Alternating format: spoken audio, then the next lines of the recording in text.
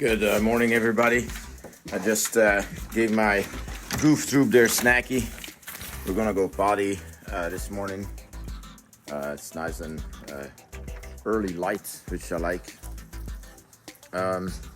Training goals for today, I think with Ruppert is in the morning. I'm going to start with the positions on the touchpad, and then later this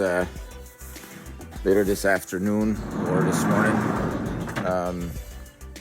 I'll take him for a nice long hike with Darla. I have some tracking clients in the morning. We're going to do some long tracks with those people, and then I will take the two with me in the car, and then go on a long hike. Now my goof troop here is taking their potty break. It was a horrible day yesterday. We had a torrential downpour. There's some evidence of the water right there on my driveway. Today's supposed to be drier, but cold. Maximum's about 45-ish degrees. But dry and sunny. So a good day to go hiking. Yeah, living in Washington does have a lot of challenges. It is very, very wet. People always say, Seattle is Washington one of the wettest places. It is absolutely true.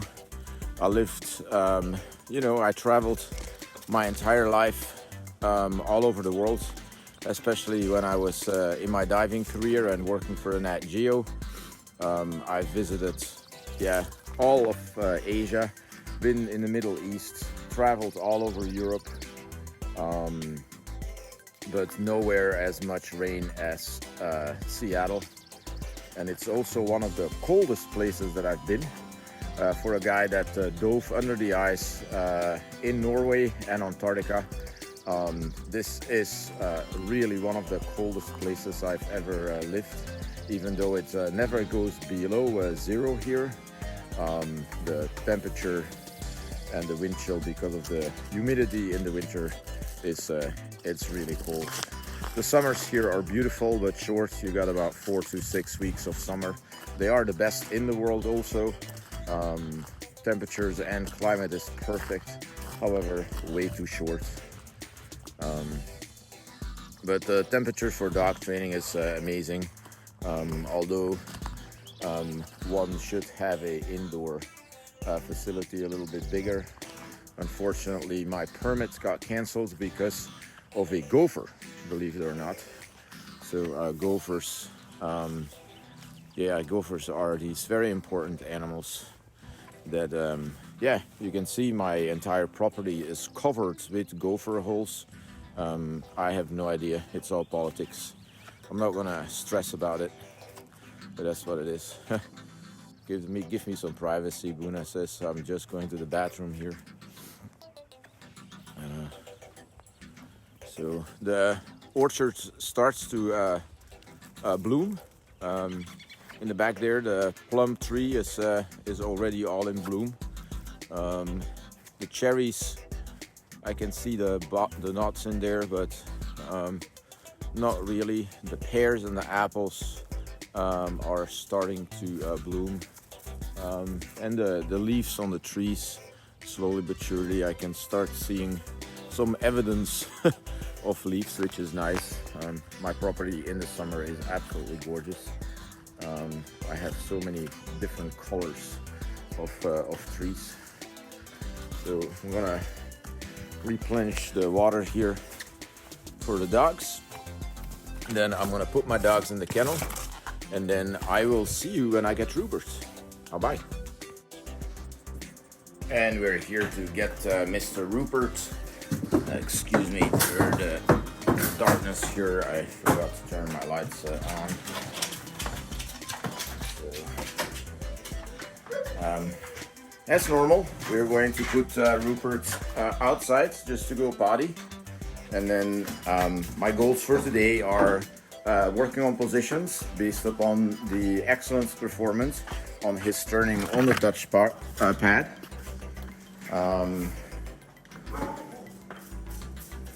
I think he's absolutely ready to start official position work. So we're going to do that. But before, we're gonna let this guy go to the bathroom.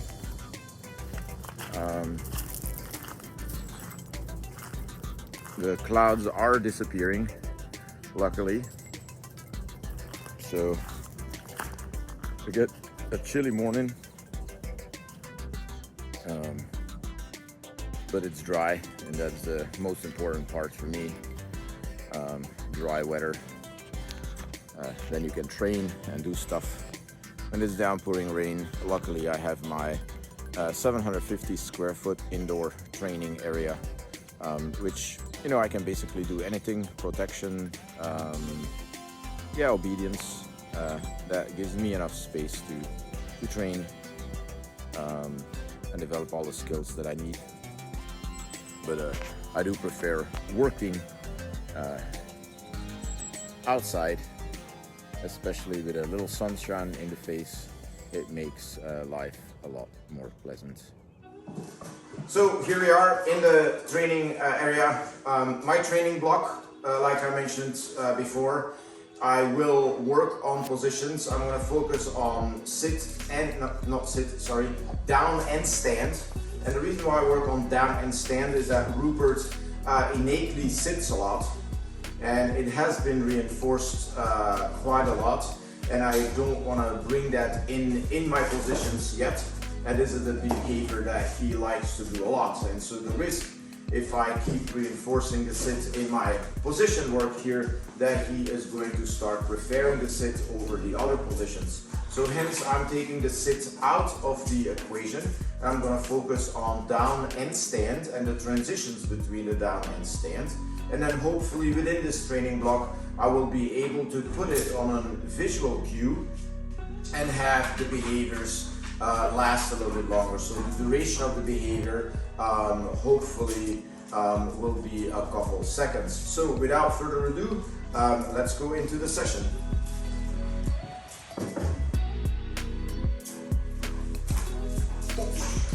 Turn.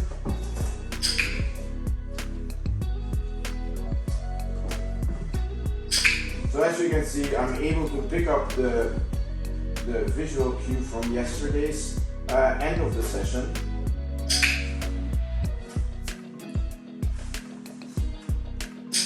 I'm reinforcing the calm behavior and not moving.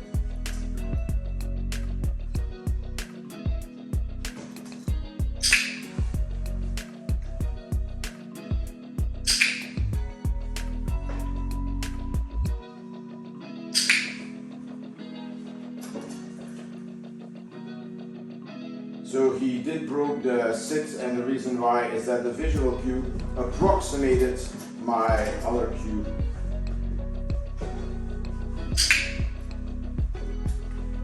So I need to watch out with my reward manipulation, that if I would start doing this, you see that I would have food in my hand, it approximates the visual cue of my stand, which would bring me in trouble, so I need to watch out for that.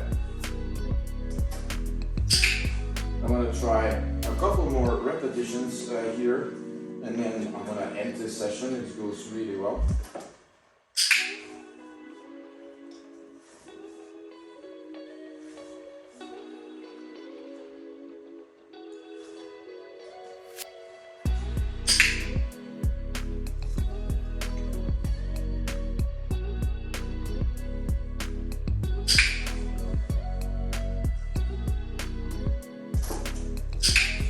Yeah, the visual cue is there. Okay, I'm gonna give him a little break.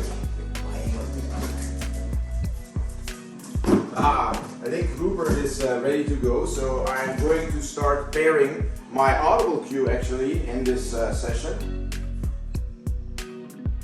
Lenny.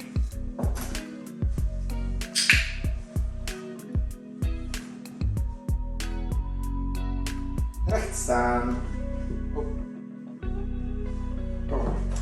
Oh. think that might be previously conditioned, so I'm not going to use that word. Liggen.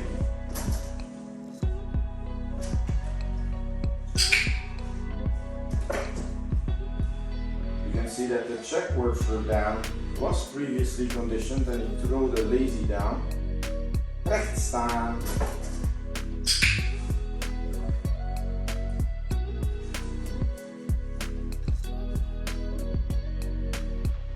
Liggen.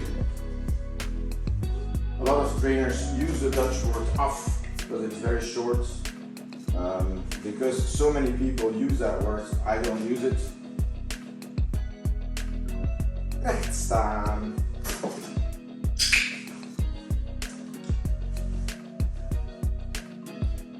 Liggen.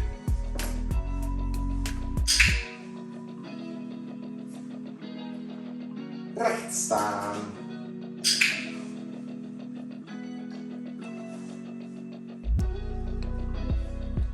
Liggen. Oh, and we have a almost response there. Liggen. Okay, good so. Good so. Good so. Good so, yeah. Good so. Okay. Let's try it again. Turn. Liggen.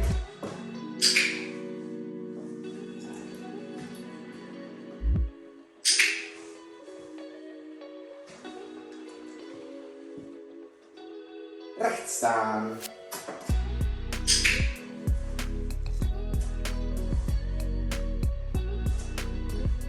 Liggen. Yeah, good. So there it is. That's a down on audible, and actually a lot faster than I expected. Liggen. I want to now keep in that down. Recht staan.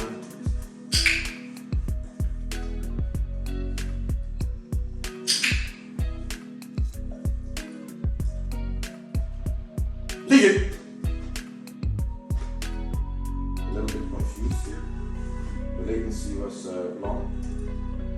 I do need to watch out here that it doesn't creep forward, so I will need to work on that. Liggen. Part of the discrimination process on your audible cues is to train the dog that he can't jump up without a command. Liggen. Recht staan.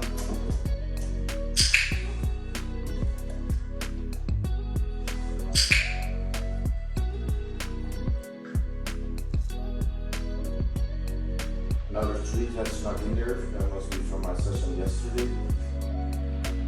You can see it's a it's a treat that when the chewing process takes too long, and when the dog chews too long on a treat, he checks out. Recht staan. Okay, good so. Yeah, session number 3 went well. Yeah, so a couple of issues that I need to work on is the feet. I'll definitely work on that. For now, it's good enough. I do want to work on the audible cues first and get that in order. And then I'll probably put a board here that you can't go over. Liggen. And again, you see that the reward presentation needs to come from low, because if it approximates the stand command, you will stand up. Recht staan.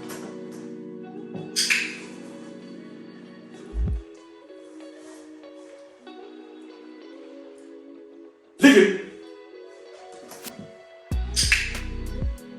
A little bit of help there.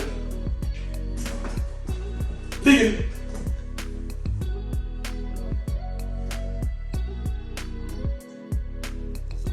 Recht staan.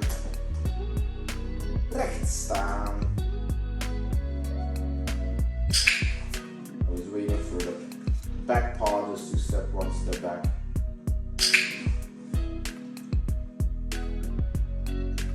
Liggen. Liggen.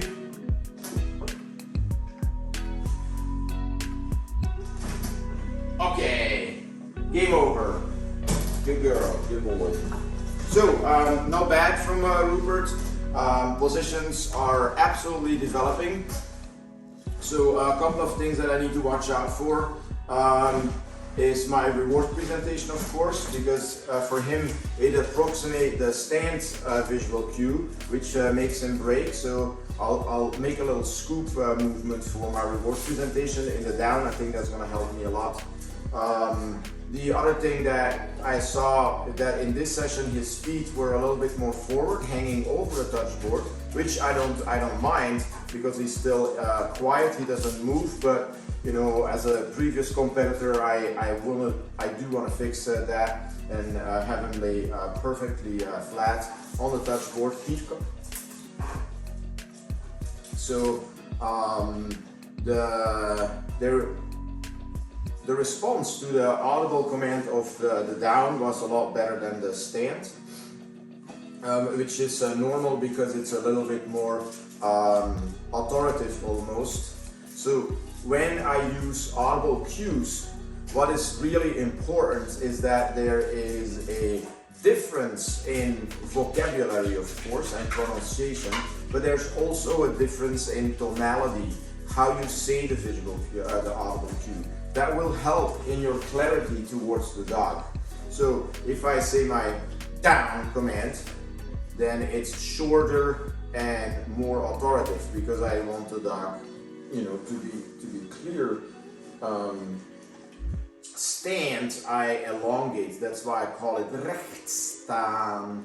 Yeah. So I have a long command, which is a little bit more easier for him to distinguish or discriminate the two audible commands. So for every audible cue that you implement in your work, think about that. Think about, you know, does it approximate? Does it sound the same? If I say sit down, stand, the dog will probably lay down all the time because it comes out of your mouth, you know, with a lot of authority.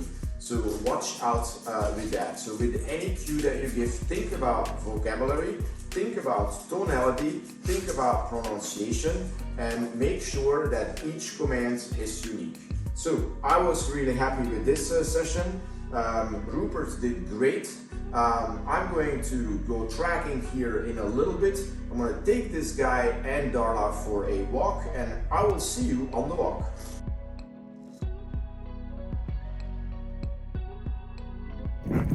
So we're just done tracking and taking Ruppert and Darla out for their afternoon walk. Got my friend Jeff here with me. So we're gonna enjoy the afternoon, and this is gonna be a pretty long hike. No more official training, no more obedience. I'm just gonna give these guys a little doggy time, let them sniff stuff, explore stuff. We had a pretty decent work week already, so it's time to decompress the mind a little bit and let dogs be dogs. Again, I have not done any official leash work with them, so I am not going to correct any pulling behavior. Well, I have from Darla, I can ask her, but you know, with the presence of another dog, I don't want to do that. I'm just gonna let her be, let the dogs be dogs, and after, you know, a couple months when he is ready and can have the leash work done, I will implement that, but for now not necessary. So yeah, we're gonna enjoy our walk here, and I will check in with you in tomorrow morning's session with Ruppert. Still cruising around here, I decided to take the old Darla off leash here to give her a little bit of freedom and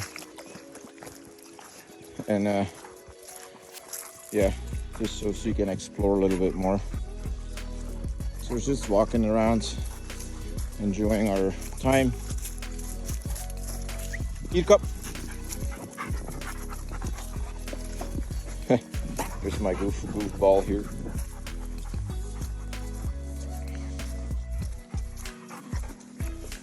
He's a good dog. He's a good guy. You want some cookies? No. He doesn't want cookies, especially not on camera. Off camera probably he would accept it, but he doesn't. So good. We're continuing our walk, and I'll check back in with you later. Oh, smell something funny. Yep, I'll check back in with you later.